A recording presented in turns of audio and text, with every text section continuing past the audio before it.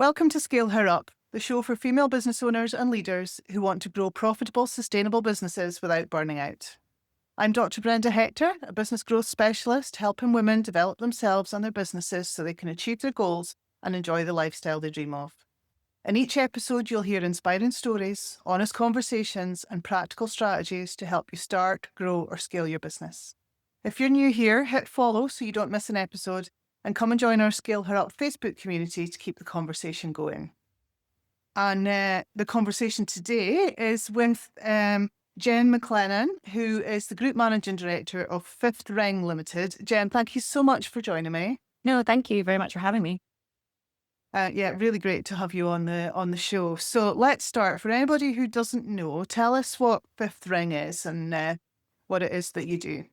The Fifth Ring is a global B2B focused marketing communication agency. We have offices here in Aberdeen, where I'm based, and in Houston in the US and Singapore for Asia clients.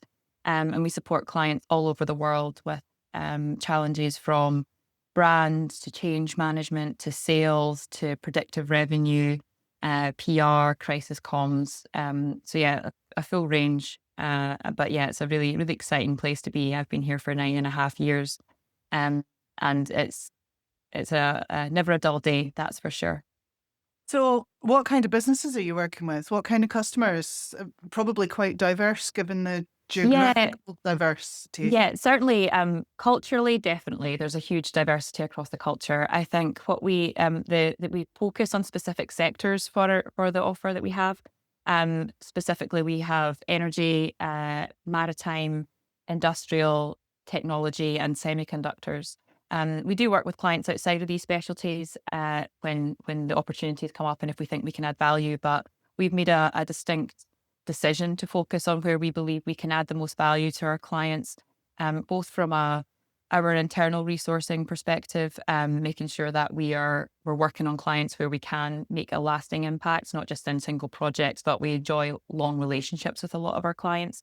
So making sure that we're focusing our efforts where we believe that our clients value it and where we are seeing that we can make measurable impact to them as well. So that's I think the sectors split probably varies across the different regions. And certainly the culture is very different across the regions, but the sectors at a group level, that's the one that we've decided to focus on. So I'm just thinking, in terms of marketing and communications, you've mentioned culture a couple of times there. Is that a challenge getting that right in the different? Yeah, talk to me about the challenge of culture. Yeah, I think it's one of the areas that really fascinates me, and I think one of the reasons probably why I'm still here. I think the international side of what we do is really fascinating for me, and what is meaningful, or sometimes what even doesn't pass by blink an eye here, and how it's perceived in other countries. So you can't necessarily have it. It's not necessarily easy to create a great global campaign because it needs to be nuanced to the requirements of the different places you're trying to reach your customers. Um, One, for example, even this week, and I think this again, I love to learn. I saw that one of our people fed back to us that the headshots that we take, like, they're on every website you ever see, white headshots in China can be seen as like almost like mourning. So it's making, like, if you don't know that, a Western company wouldn't make those connections. So it's about understanding that dynamic and that requirement for specific regions. And we're really lucky that we have like I said, we have our own international offices, and we're part of a network of agencies as well called BBN, which are B2B networks, B2B agencies all around the world where we can do culture checks. So we do that with a lot of our global campaigns. And the things that we've found have been always eye-opening, that I found for how something that you maybe don't think about here and how it's perceived. And then even closer to home, like Norway, I think a lot of companies in the northeast of Scotland will engage with Norway with the alignment that we have. How they market themselves and how they talk about themselves. They call it Janteloven. So they'll not say that they're better than anyone culturally. They want to talk about what they do. They don't. But whereas in America, it's all about It's all about being best. big claims and big wins and trying to outdo each other. So having a Norwegian headquartered company that has that culture at the heart of it, launching, or even not launching, they've been in America for a long time, but how can they apply that to a market where their competitors are making big claims? So that's part of what we navigate as well. So it's really fascinating. It's the biggest challenge and the biggest interest I think that we have. And yeah, and then there's no easy answer to, but it's really a really rich area to delve into.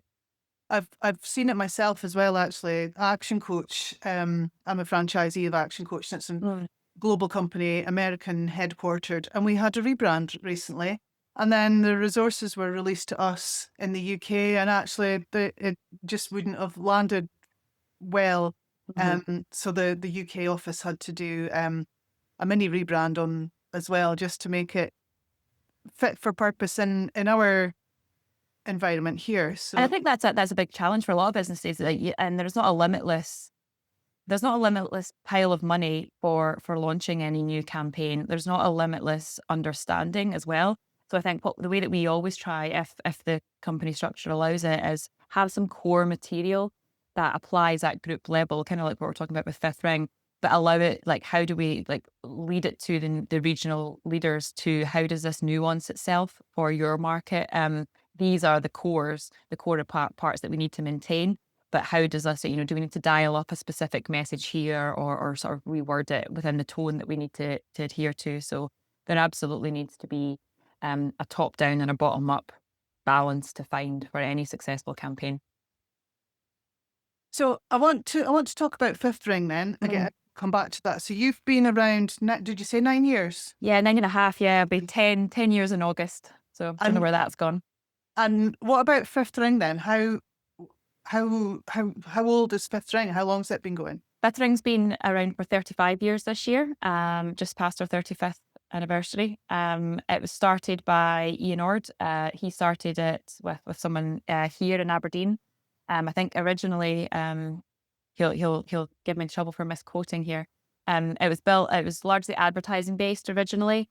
But I think with the oil and gas market around Aberdeen, they made the really bold decision, I think, of not just thinking about opening an office in the UK or expanding here, but to make a decision um, to move internationally, which I think was, for such a brave decision. And essentially, it was on the back of client demand, really, that Mhm. sparked that. So the first office that the team opened up was actually in Dubai. Um, and that's closed before I started here, largely, I guess, with the contraction again of the oil industry. It was largely energy clients that were based there. And when the crash happened, I joined Fifth Ring in the middle of the oil crash. Well, of Um, course, that would be uh, yeah. yeah, That about 10 years ago, isn't it? yeah, great time. And so they closed by then, and brought the team back to here. Um, but we opened Houston in 2008 and Singapore in 2012. And yeah, I think the teams and the makeup of the teams has shifted hugely in that time. I was saying this literally yesterday to somebody. The change I've seen in Fifth Ring in 10 years nearly. I can't even imagine what the people who've been here, because there are people who worked here or still work here who've been here for decades. What they've seen the evolution go through. The internet. Internet wasn't a thing. Desktop publishing. To be fair, when Fifth Ring was set up, it was fully desktop based. It wasn't. So they were one of the first ones to go that way. But that was, that feels really old when you think about it now, or when I think about it now. But the shift that was required for clients to go through that change, and then now I think where you see technology moving to, we were talking before this about AI, and how we see that evolving, and how, I said the world changes so fast. I think that we're used to it here. I think we're used to the change, but it's definitely something we need to support our clients as they navigate and adapt ourselves to um, how they need us to adapt as well. Yeah. Oh, yeah. 35 years, there will have been massive changes. 9 years, also Hmm. massive changes. How do you how let's just focus on your time. Actually, did you join as a managing director, or did No, you? no, I've had a bit of a, I also call it my squiggly route through life. So I was a journalist before. It feels like a million years ago now because again, that industry has changed out of all recognition even since I've not been there. So originally I was a journalist when I left university, and um, then I guess I was really just keen to do more with the broad sense of like where was content going, video, podcasts, um, how do we communicate was really how what I was interested in doing. So I made the shift to move into the more kind of PR with the ambition to learn more about the broader side. So I joined Fifth Ring, having just been made redundant from another agency that I was only there for a very brief time before they closed the office here, middle of the oil crash. Um, was absolutely lucked out because there was no budget, no money, no planned role. But I met Ian, and we got on, and he offered me a role, which was great. So I joined as the head of the PR team back then. Moved kind of quite naturally into, I guess, the client management side. So more the overseeing of not just PR projects, but web builds, rebrands, change management, the plethora. And then so I was leading the client services team, and account managers, and then moved into a more operational role as regional director, which meant I ran this office which looks after clients across Europe. I think about 40 to 50% of our revenue in here is currently not UK based. So we've got clients in Austria and Italy and Norway and France, and um, so making sure that we've got a remit to cover there. So I was a regional director for most of my career here at Fifth Ring, I would say, and then became managing director 18 months ago nearly. So now I've got a group remit, not just focusing on the Europe, but what our offer and how we present ourselves and support clients across the world. So um, maybe quite a natural evolution, I guess, but maybe not necessarily a straight line evolution. Responding to opportunities that the business had, challenges the business had, just sort of always interested in learning, like I was saying. So just keen to take opportunities when they arise. So, what have you learned about yourself then, uh, Mm. as in your journey through Fifth Ring and to group managing director? Um, oh, lots. I think is the short answer. Key points, I guess. It was interesting when I got the role of the regional director. I remember phoning someone who is an amazing uh, learning and development person that was in the business at the time within the wider business, um, and asking her what she thought I should be training up and gearing up in. And I was very much thinking it would be, HR policies and, management techniques and things. And I remember her saying that you need to know yourself better than you've ever known yourself before, because there's not the network so much around you, that the higher up you go, the more you're on your own, and you need to be more self-aware of where you have gaps, where you are adding value, what your role is. And I think I found that more true every month that passes, trying to be aware of myself and um, how I work with the teams, and how my role in stewarding and collaborating, and where I'm adding value the most. Because I think that's shifted for each of the different roles. So where you feel comfortable you're adding value before maybe isn't necessarily where you need to add value now. Um, and I think each of those steps has been a big learning curve. And I think especially coming into this managing director role, I think I didn't realize what a shift it was going to be from where I was before, because I was on the board already, I'd seen the finances already, like I knew that part.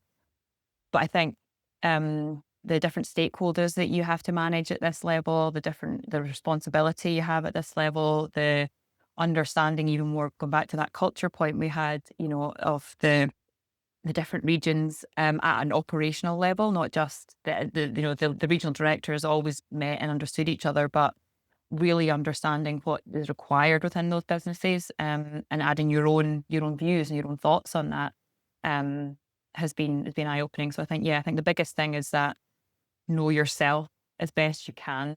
Was a big learning from my side. That's a brilliant answer, actually, and it's probably why I ask the question so often, because I want other women, the listeners, to be thinking about where their gaps are. So Mhm. if you share what you've learned about yourself, they'll go, "Oh, I'm like that as well," and yeah, and Yeah, I think women naturally have, and that's a huge generalization I say before I even go forward. But I in general, what I found is that we think broader. I think men are quite focused in a specific place. I think men and women seem to be always thinking about all the different things, trying to do it all at once. And I think um, being aware that that's how I think, but trying to focus in on specific areas where I think I add the most value. A lot of planning, a lot of tools to, try and structure my thoughts a little bit clearer has been really useful. And again, and I think where I have gaps, but also gaps I can fill with people around me, but also where I think I need to develop, making sure that I sort of focus on those and trying to prioritize that as well. Um, I think there's so many things you think, oh, I can't do that, but maybe you could do part of it if you did some learning and development or worked with other people to do that. And I think that was a big, um, certainly, from a finance perspective, like I said, I was a journalist. I don't have an MBA. So trying to understand the levers of a business has been huge learning for me. Um, and yeah, certainly when I feel more comfortable in it now, but I definitely need to lean on the ones who this is their core expertise to make sure that we're making the right decisions for the business. I've got the checks and balances behind me to make sure that ideas I have are practically applicable to make sure mhm. that that's a reality for us. Where do we want to take a risk? Where do we feel like the data just doesn't support us? We're very data enabled at Fifth Ring. And I think that's one of the biggest shifts I've seen in the business over the last 10 years. We have a lot of data around our pipeline, around our people, our operations. Um, where are we making money? Where are we not? How busy are we going to be? I think that's the biggest challenge for agencies. It's so responsive sometimes, but we need to try and again, I've from speaking to other agency owners, I don't think this is universal. From our side, we try and maintain a core staff to manage core clients.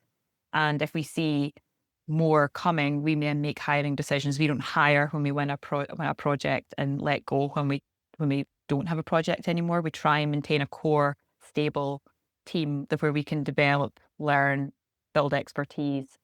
Um, so making sure then that comes with its own challenges. You have to be aware of how busy are these people going to be, making sure that the pipeline supports the skill sets that you have. What are clients asking for? What skill sets do we need to hire or develop within our team? Is that now AI rather than a person? Do we this research that used to take us days is now done very differently. So it's people doing their jobs differently. So yeah, it's the data side has been um, hugely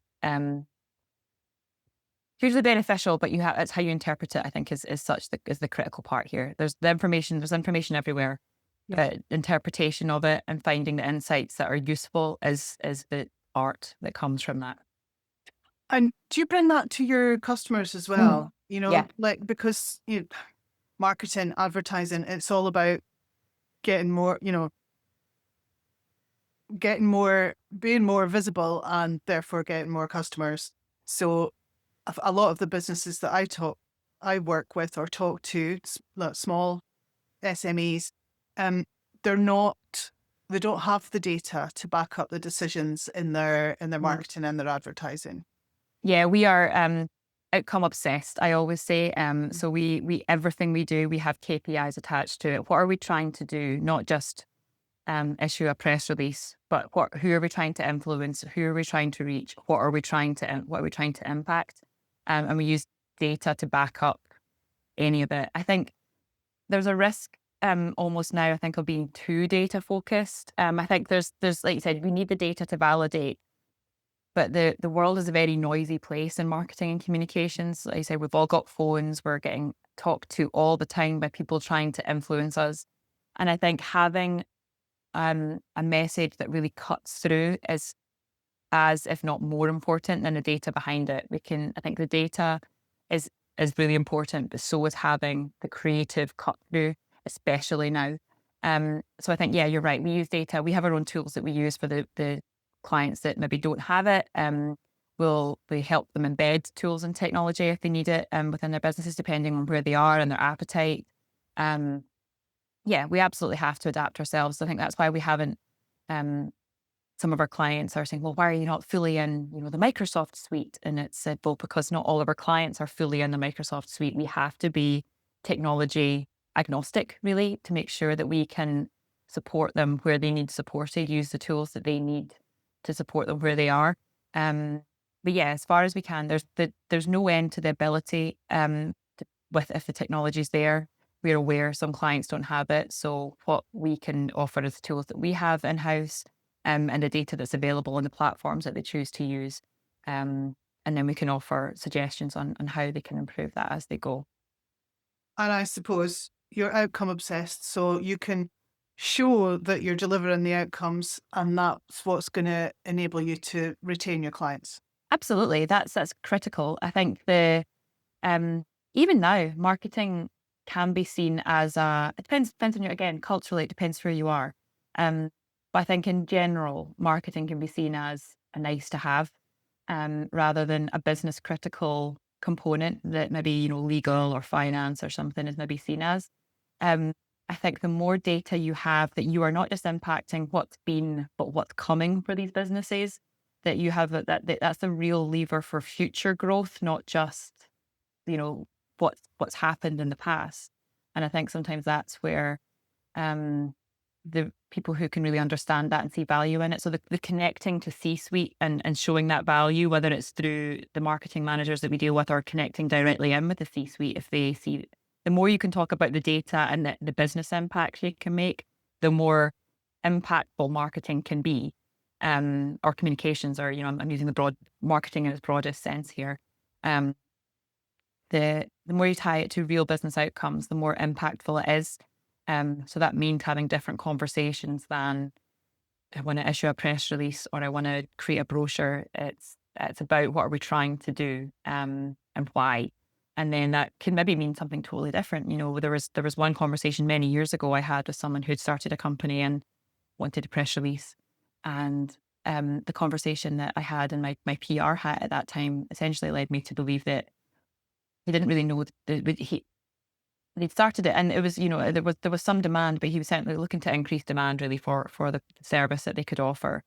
But who actually wanted the service seemed to be too vague. And I could have easily taken the money and done a press release, but it wouldn't have impacted what they were looking to deliver. And I said, like, what you really need to do is understand your customer, and who is the people who are the people who are going to make the decision to buy this service. And then we can see if the press release is the best way to engage them with the right messaging, then let's do it. But I wouldn't be doing my job if I recommended that to you. I think we have to take a step back and look at the analogy we always use is, and this is again showing age, maybe the radio. If you turn up a static radio, you're not hearing anything. You need to find the channel and then turn it up. So you need the message to be there so you can hear it. If you're turning up static, no one's hearing anything. It needs to land properly. So I think I see that as our job, is giving the best advice for the problems that the business have, rather than creators of websites or creators of press releases. They're how we activate, but it's the problem solving part is where I think an agency really adds the best value. That's brilliant. I totally agree. Yeah, really good message to anyone listening. So, I'm wondering, Jen, who's been your biggest supporter? Ooh, I was thinking about this when I was listening to your other ones who have, and I think I'm very lucky. I've had a few. Um, I think my husband is hugely supportive. I think I mentioned already I was made redundant before I got this role at Fifth Ring, and I was very fortunate. My previous employer heard and was very kind and phoned me and said, we heard. Would you like to come back? We can offer you, a different position, a promoted position. It was back in the news space again. And, it's a very scary time being made redundant in the middle of the oil crash in Aberdeen. There wasn't opportunities lying around. Um, and I did think about, we had a mortgage and things that needed to, commitments that we had financially. But my husband was really supportive and said, you made a decision that you wanted to move into this space to learn more and to explore. You owe it to yourself to see what you can find. So don't jump just because from a money perspective, short term anyway. And, if I'd still been redundant maybe 6 months' time, that may have been a different conversation. But he said, I think it's worth you making that decision. So I did, and here I am now, which I think is, at the time the redundancy is a terrible thing, but I think it, honestly, what's for you won't go by you in Scottish terms. So I think this was such a better place for me to end up than, yeah, I think it's been great. So I think he is first and foremost in my mind. I think, I've got a great family, that I've always, you know, um, mum's always been out to work. I came from a farming background. I think you're from a farming background from I am, listening. yeah. And it's like I heard a few people and I was like, I'm a farming background too. There must be something in there. But my mum was always out at work. She was a pharmacist. So I think having good role models who, we were always, what can you be? There was no expectation of it. We could do whatever we wanted. So I think even from that age, um, having good supporters. My first editor, Cheryl, was amazing. She was very, I think going into a newsroom, it can be quite male dominated. So coming into a newsroom that had a very strong female leader to learn from was brilliant. Um, and then even and said and again coming here and learning from Ian, he's been always a huge supporter and pushing me forward for different opportunities and challenging me and accepting when I challenge him, which I think um, has been huge for both our sides. So there's a lot of respect there, even when we don't agree. Um, we can have very very straight and frank conversations. So I think I'm very lucky that I've got a strong support network and people I can ask for help if I need it. Fantastic. You mentioned your husband. I think we should just mention his name. Give him a Ross. yeah. His Well name is done, Ross. Ross. Thank you. Um, so what would be your advice to another woman thinking of taking a senior role or starting scaling their business as well? Yeah, I don't know if I have the best advice yet. I think, I still feel early in my career in this space. I think even though I've been here for 10 years, I think when the opportunity to be the group managing director role came up, that was absolutely not on my bingo card, I have to say, because I had just returned from my second period of mat leave. Um, and after my first period of mat leave, it took me a while to readjust, I think, to coming back to your whole frame of reference is different. Your priorities World are has different. Your totally world is changed, hasn't totally it? Yeah. different.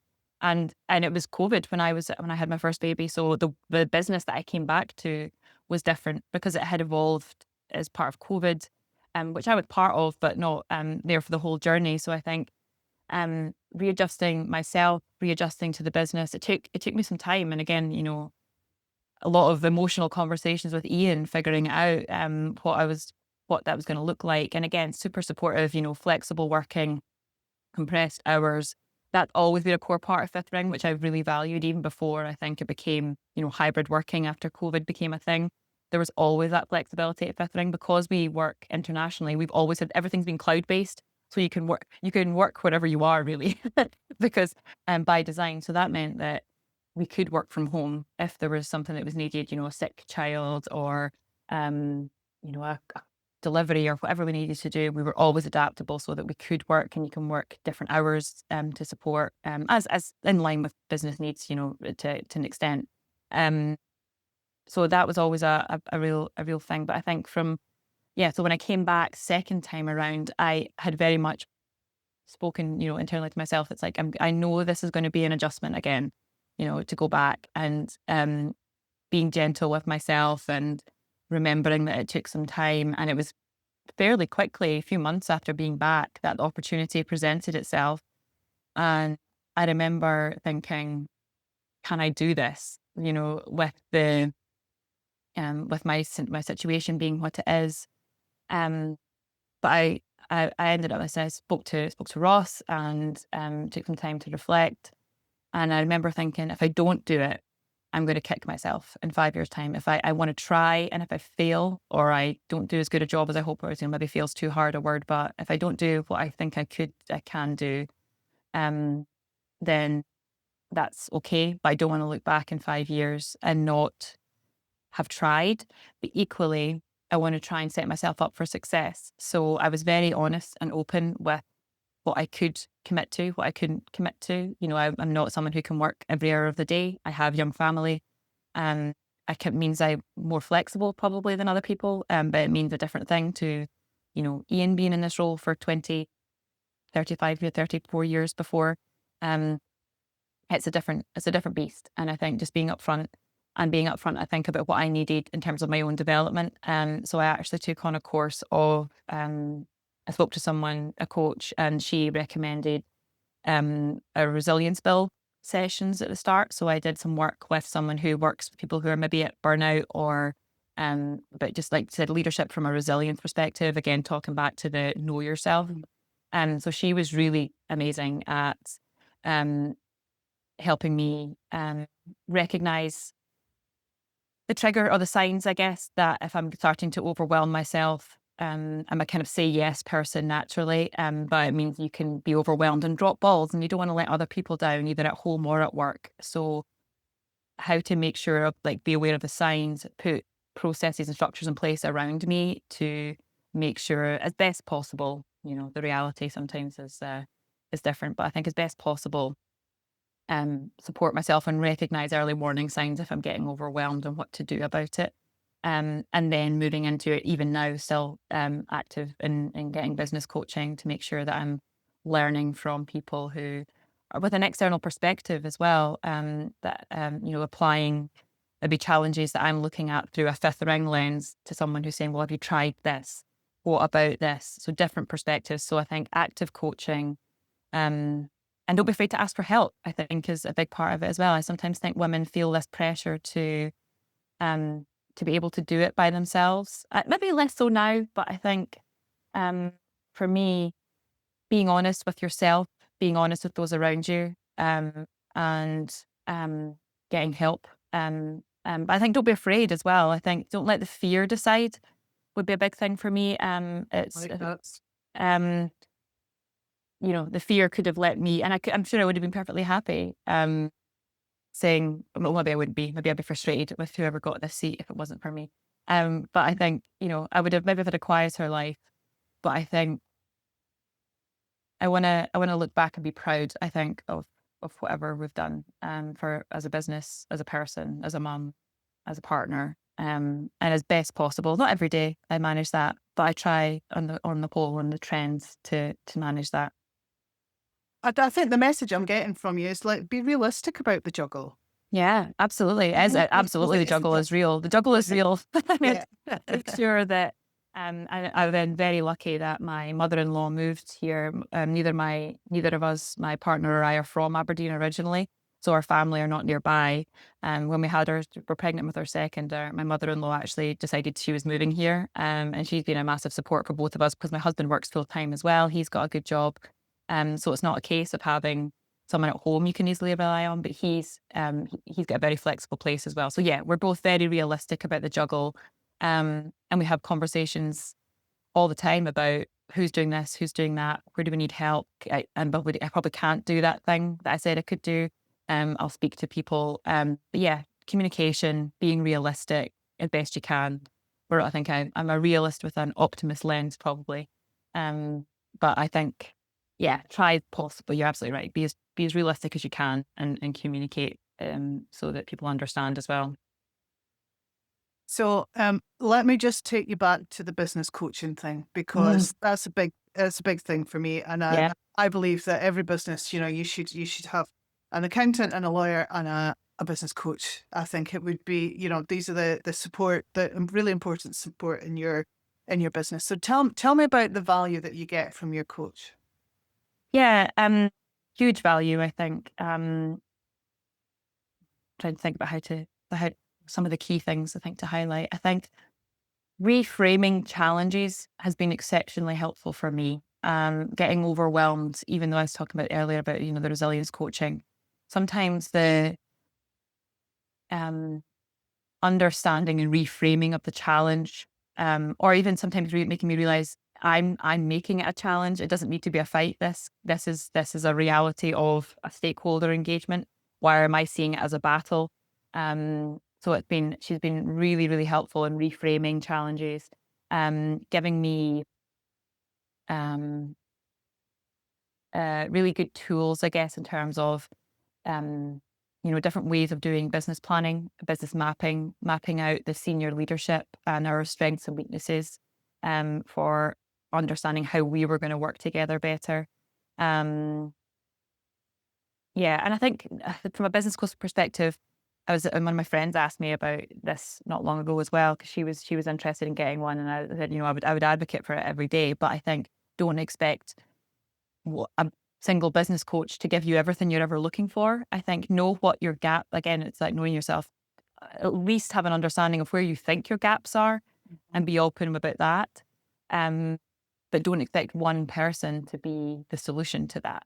It's if you need to have, a mentor for something, a webinar for something, and a coach for something, but just there's so many options available. But I think the personalization that comes from a coach, the getting to know each other, and she understands me very well. So even sometimes when I'm saying things, she said, "But Jen, I know you. You're probably actually going to be thinking this." And she said, "And I know you like to reflect." And I guess I'd be like, "Do I like to reflect?" So she was saying, but she was right.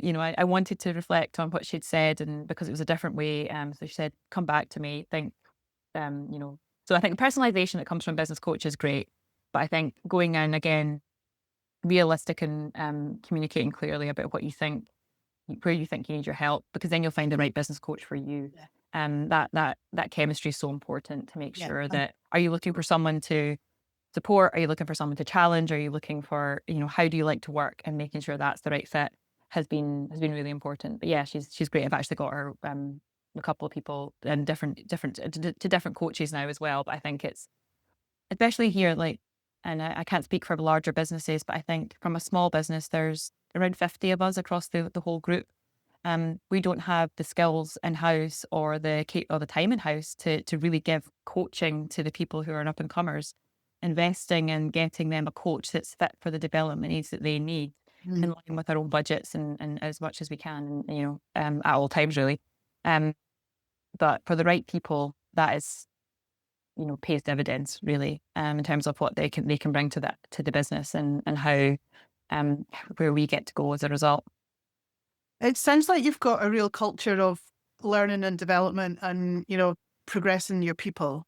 Yeah, we try, certainly. I think that's, I think the people who succeed, I wouldn't, at agency maybe, but definitely at Fifth Ring, are people who want to learn, who develop and things. I think that's why you would work at an agency. I think, I've never worked in house, but I think I can imagine, and from people who've come from in house to here, the pace is entirely different, because you said that the expectations of time and turnaround, but we work on projects that maybe businesses will work on once in a generation, or once in their lifetime. We work on them every day, which gives us huge pressure, but huge learning as well. We're working on rebrands and divestments and mergers and new product launches and emergencies and things all the time. But I think the learning is huge. And I think it then lets you see where you've got interest maybe that you didn't, or skills that you didn't know. And we always like to lean into the people, as much as the process. And I think that, if we've got a real rising star who's got a talent in a specific area that we think can benefit us, we'll support that as much as we can. We've got one of our colleagues, Greg, he's nominated for Rising Star at the Chamber of Business Awards this year. We were literally just filming this yesterday for the film there.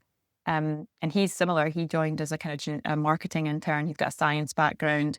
He now leads part of our strategic campaign delivery for our clients around the world. And Greg is such a, the shift he's gone through in the 4 years he's been here is so recognizable, and the value he adds across the business now, not just for the clients, but collaborating, to ideas about how we do things better, to how we report on ourselves. He's all over the data. How do we make this more efficient? How do we help our clients work better? So the enabling him has enabled all of us. So I think that Ian always used to, when I first got here, people sometimes said, well, what if you train them and they leave? And he said, well, what if we don't train them and they stay? So Yeah. that's the old maxim, isn't it? But I think it's definitely a cultural thing at Fifth Ring. That's the why of the people that we have here, is they come to learn, they come to grow, they come to learn from skill sets. Like, say, coming from a news background, I had no idea about brand strategy, all these, value propositions. When I got here, it was a huge learning curve, and I feel like I'm still on it today. So I think that's the people that do well here. That's what they're looking for as well. And that's where your customers benefit as well, Yeah. I guess, because, so they're only going to do a rebrand once in the life of their business, but you're doing it every other week, then you have the expertise that they don't. So, that's why they wouldn't do it themselves, or why I they think the might external not do them. perspective sometimes is really valuable to clients. Again, similar to what we're talking about with the business coach, they look at it through their lens and their experience, and having someone who's seen it across different companies doing similar things and can apply some best practice or some learnings, or and different perspectives to, you think you're unique in saying this thing, actually they're all saying this too. So how do we make this unique? How do we find yours? We have our own the space thing that we talk about. How do we find your space that you can really own? And what's your differentiator, your USP, whatever language you want to use here? And sometimes that's harder than customers think. And it takes a bit of challenge and a bit of prodding, and, we can workshop or digitalize it or whatever we want to do it. But yeah, it's definitely a value add. And I think it's probably an expectation of some, and definitely a value add that we have, and we expect ourselves to be always learning and in front foot on these things. So, Jen, if you could go back and meet your 18-year-old self, what advice would you give her? Oh, 18-year-old Jen was a bit, um, I think classrooms, and me were not necessarily, I was always good at school, I think, but, I think when I was given the rigor required to study and be strict with myself, I've never been very good at. I learn better in an active environment, learning on the job, webinars, like in my own space. The exam situations and things I never did very well at. And I absolutely tanked in my 5th year at school, and got a large wake up call to how I needed to readjust myself. If I wanted to achieve the things that, I wanted to achieve, to go to university and travel and do things that I wanted to do. So I think um, it's hard to say. I think that girl would never have thought to even think about where I am now. I think I was very much thinking of, I wanted independence. I wanted to stand on my own 2 feet. I wanted to be somewhere that I could make a change. I've always liked to learn. So I think, what would I tell her? I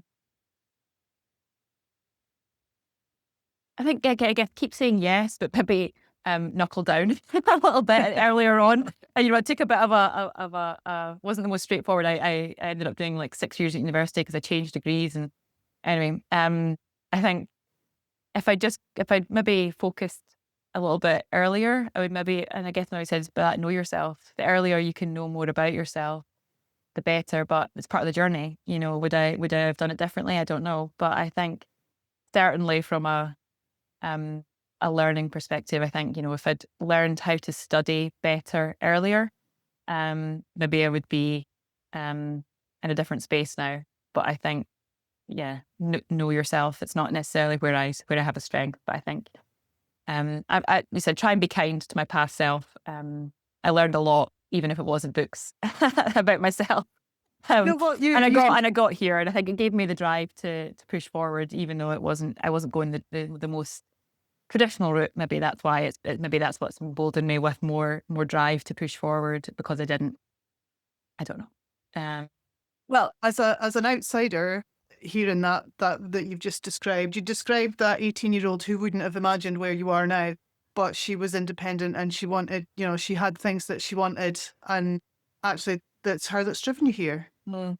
Well, That's you the know, one of my I person. have a very early memory, and this is maybe where I went to journalism, but I've got such an early memory of Lois Lane and her, like, I think it was, oh, what was she called? It was when it was the series, and she was, um, she was tough. She was like straight talking. She was getting to the point. She had her own apartment. I always just thought like, I'm going to be Lois Lane. That's what I want to be. So maybe that's what led me down the journalism route. But I just think that was what really appealed to me. It was the independence and the drive and being that kind of woman. That's what I wanted to be. So yeah, yeah, different guys, but So, Jen, we've run out of time. Is there anything that I should have asked you that I um, haven't asked? Anything that you'd like to add to the conversation? no, I think we're going to try to summarize. Here's my marketing speak. Summarize key points. I don't think there's anything I would add. I think that not everyone's route's going to be traditional. I think know yourself to know what works best for you. And if there's something you want, it doesn't necessarily all need to be self-driven. Find the right people to go on it with. I think that the team that I have here um, are amazing. Fifth ring isn't Jen.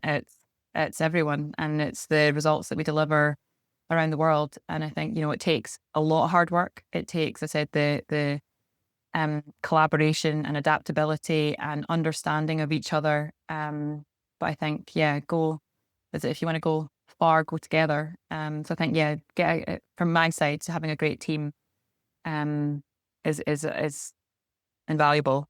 I love that. If you want to go far, go together. Yeah, I think the phrase is if you want to go fast, go alone. If you want to go far, go together. And I think that's um unfortunately we always want to go far and fast, but we try as best we can. That's a brilliant, perfect message to end on. Thank you very much for coming on as a guest. I've really enjoyed this conversation, Jen. Yeah, you too, Brenda. Thank you so much. And thank you to you for listening to Scale Her Up. If you enjoyed this episode, follow the show and leave a review. It helps more female business owners find us. Come and join our Scale Her Up Facebook community to get support, accountability, and connection with other women who get it. And remember, only 1 in 3 UK entrepreneurs are female, and men are still 5 times more likely to scale their business beyond £1 million in turnover than women. When we start and scale our businesses to the same extent as men, we'll add 250 billion to the UK economy and create millions of jobs. So, ladies, you can do it, and your business can make a massive difference.